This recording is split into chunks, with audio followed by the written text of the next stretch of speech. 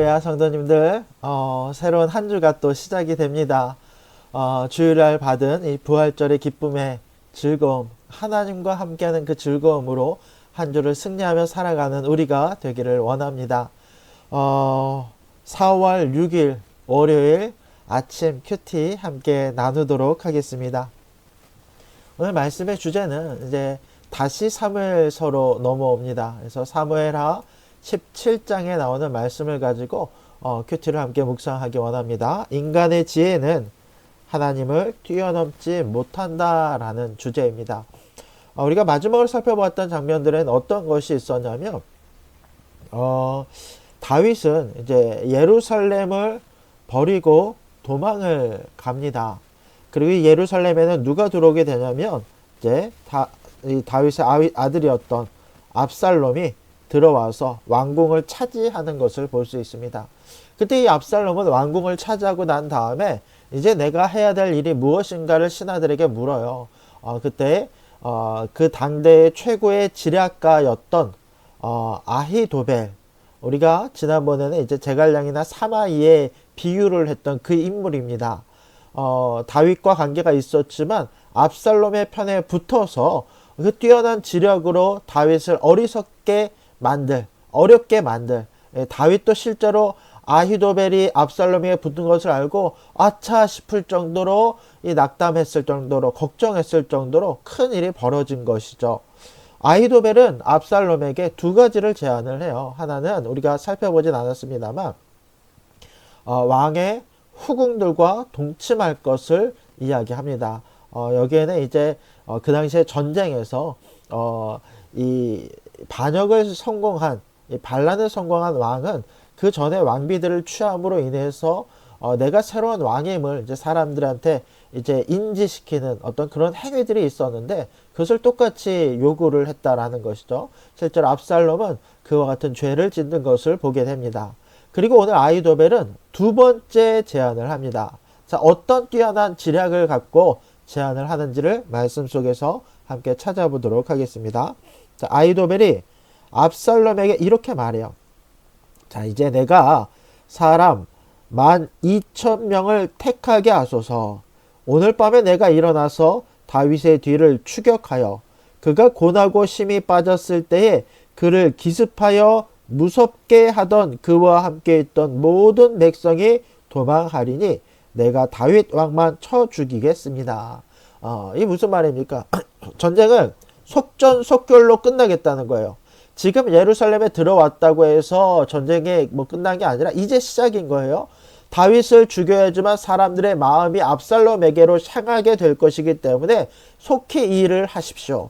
당장에 운용할 수 있는 군사 몇 명? 12,000명을 데리고 나에게 주면 내가 언제?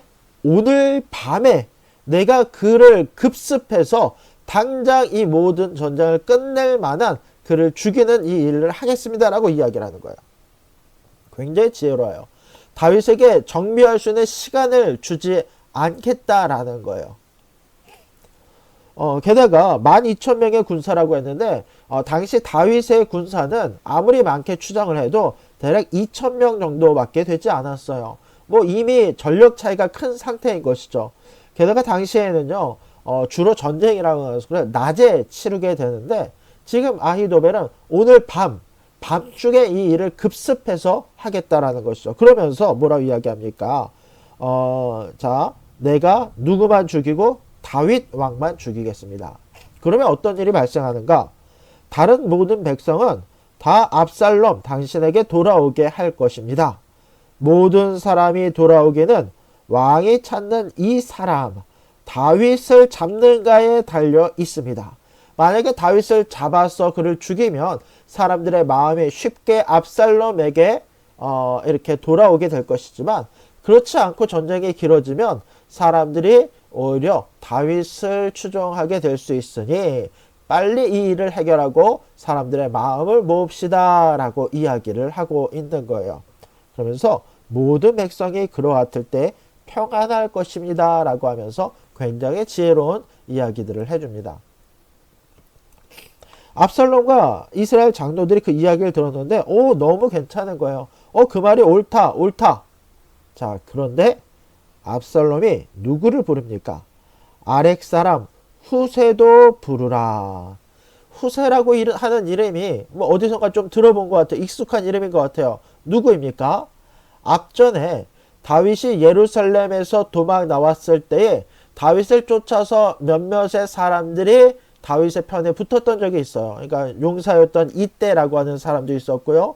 사독과 이 아비아달도 있었고요. 또 오늘 이 등장하는 후세도 다윗을 따라 나서기 위해서 다윗 편에 섰어요.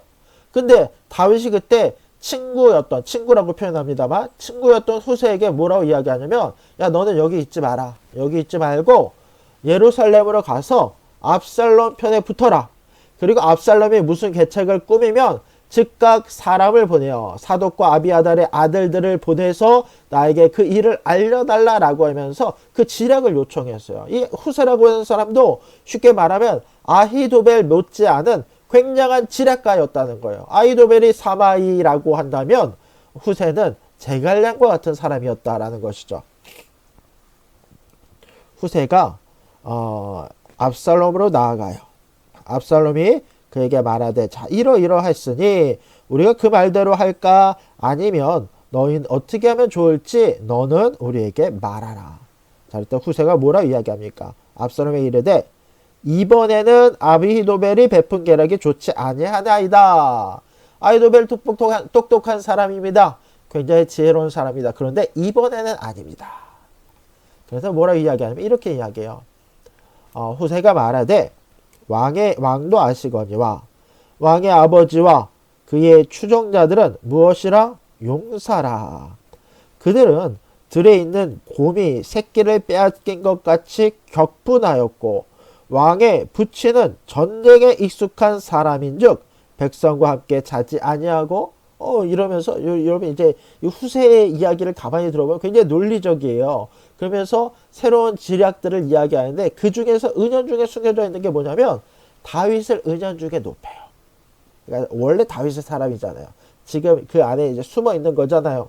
다윗을 은연중에 높여요. 그러면서 계책을 내는 거예요. 다윗은 용사라, 지혜로운 사람이라, 전쟁에 익숙한 사람이라.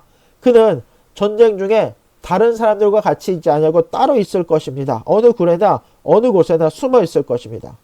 혹 무리 중에 며칠 먼저 엎드렸지만 전쟁을 치렀는데 초반에 이 왕의 군사들이 이 압살롬의 군사들이 전쟁에서 져서 목숨을 잃게 되면 그것이 당장 전쟁의 소문이 나서, 야, 왕은 이 다윗은 역시 용사다.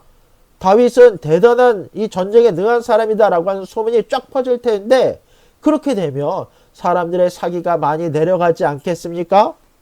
그 소문을 듣는 자가 말하기를 압살롬을 따르는 자 가운데서 패함을 당하였다. 그 소문이 나지 않겠습니까?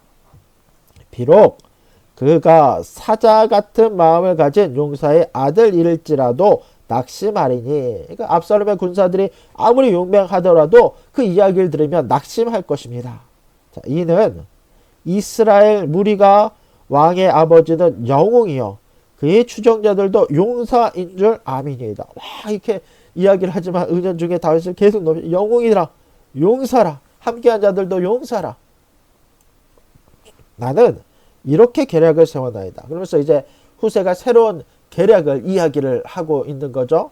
나는 이렇게 계략을 세웠습니다. 온 이스라엘이 단에서부터 브엘세바까지. 여러분 이스라엘 지도를 보면 빼꼭다기에 단이 있고 아래 이제 브엘세바가 있어요. 자, 바닷가에 많은 모래같이 당신께로 모으고 친히 전쟁에 나가시고. 이게 이제 아히도벨과의 차이점이 뭡니까? 아히도벨은 압살롬은 왕궁에 있어라. 내가 병사들 12,000명을 데리고 가겠다. 근데 후세는 뭐예요? 아닙니다. 당신이 직접 군사들을 이끌고 갑시다. 왜 이렇게 이야기해요? 시간을 버는 거예요. 그리고 전쟁을 오래 끌게 하지 않는 거예요. 여러분 아히도벨만 가서 뭐 전쟁에 그 아히도벨이 승리하든 실패했던 결과는 어떻게 되냐면 큰 결과는 바뀌지 않아요. 왜냐면 압살롬은 계속 예루살렘에 있고 전쟁은 지속될 거예요. 그러나 이 전쟁에 압살롬이 전면적으로 참전하게 되면 오히려 이것은 압살롬만 잡으면 끝나는 게임이 돼버리는 거예요. 그러니까 이것을 이렇게 이제 후세가 지략적으로 이야기를 하면서 또 어떻게 하냐면 압살롬의 이 그 호승심을 막 이렇게 고양시키는 거예요. 왕이 앞서서 싸워서 이기면 모든 사람들이 당신을 높이고 당신을 대단한 영웅이라고 칭송하지 않겠습니까? 그러니까 당신 친히 전장에 나갑시다. 우리가 그 만날 만한 곳에서 그를 기습하기를 이슬이 땅에 내림같이 하늘에서 이슬이 내리는 것처럼 그를 둘러싸서 그 위에 탁 덮으면 우리가 그와 함께 있는 모든 사람을 하나도 남겨두지 아니할 것이요. 이 전쟁에서 이 많은 군사들 12,000명도 이미 충분합니다만 그거와 비교하지 않는 더 많은 사람들로 그곳을 뒤집어 탁 덮어싸서 완전한 승리를 얻읍시다.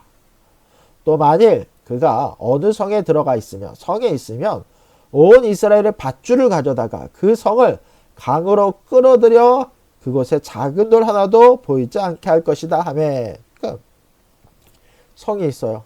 밧줄로 감싸서 이거를 이 냇가로 끌어들여 갖고 다 물에 잠기게 해버리자는 거예요. 그 정도로 많은 사람들을 모아서 이 전쟁을 크게 벌이자라고 이야기를 하는 것이죠. 근데 이 이야기를 들었더니 압살롬이 어떻게 생각을 합니까? 압살롬과 온 이스라엘 사람들이 이르되 아렉 사람 후세의 계략은 아히도벨의 계략보다 낫다 하니 이 기본적으로 마음이 그래요. 아히도벨은 이 내가 나가게 했다고 했지만 이 후세는 이 압살롬이 직접 참전해서 하라고 하는 그 이야기를 들었을 때에 압살롬의 가슴이 뛰는 거예요. 아 그래 내가 사람들 많이 모아서 이 전쟁에서 크게 승리를 하자. 뭐 질 것 같지 않은 싸움이니까 그렇게 생각을 하는 것이죠.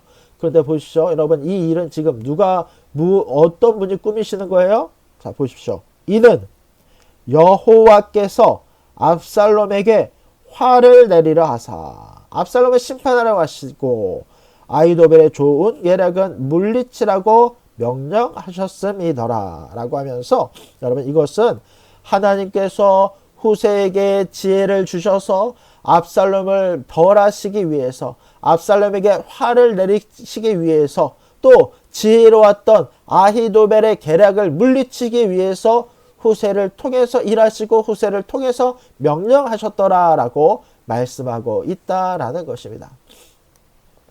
여러분 오늘 우리가 살펴본 이 아히도벨과 후세의 사건은 우리 인간의 계략이 지혜와 이 계획이 아무리 치밀하다라고 할지라도 결국 역사를 주관하시고 이끄시는 분은 오직 만군의 여호와 한 분뿐이심을 분명하게 우리 가운데 보여주고 있는 거예요. 아히도벨의 날카로운 지략도 압살롬의 거대한 세력도 다윗을 향한 하나님의 보호하심을 어떤 경우에도 꺾을 수는 없다라는 것입니다. 하나님은 당신의 백성들을 구원하시기 위해서 대적들의 어리석음조차 사용하셔서 모든 선을 이루시는 유일한 주권자이심을 믿으시기 바랍니다.